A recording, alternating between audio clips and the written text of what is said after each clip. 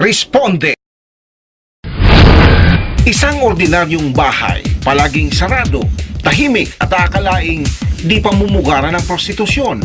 Mula sa labas, aakalaing ordinaryong apartment o building lamang ang gusaling ito sa Edison Street sa number 2061 Barangay San Isidro, Makati.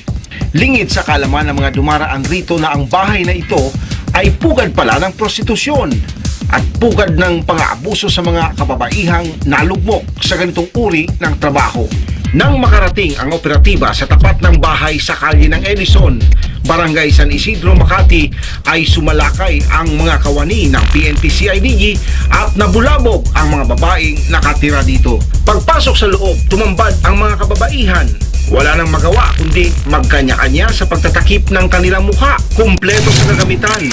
May mga silid, may mga lutuan, meron pang dressing room at iba't ibang klase ng damit. Aba, kumpleto ang kagamitan sa bahay-bahayan ng mga kababaihan.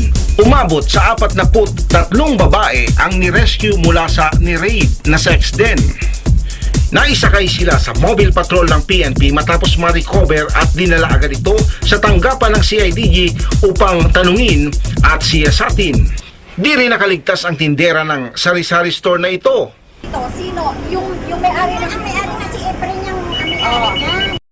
Kita din sa logbook ang ilang pangalan ng mga foreigners na parokyano pala dito.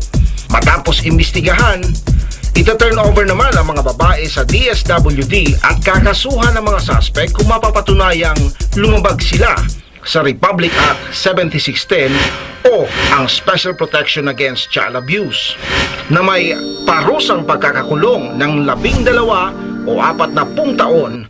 Dagdag pa dyan ang kasong paglabag sa Anti-Trafficking in Persons Act na may parusa namang 6 na taon hanggang habang buhay na pagkabilanggo.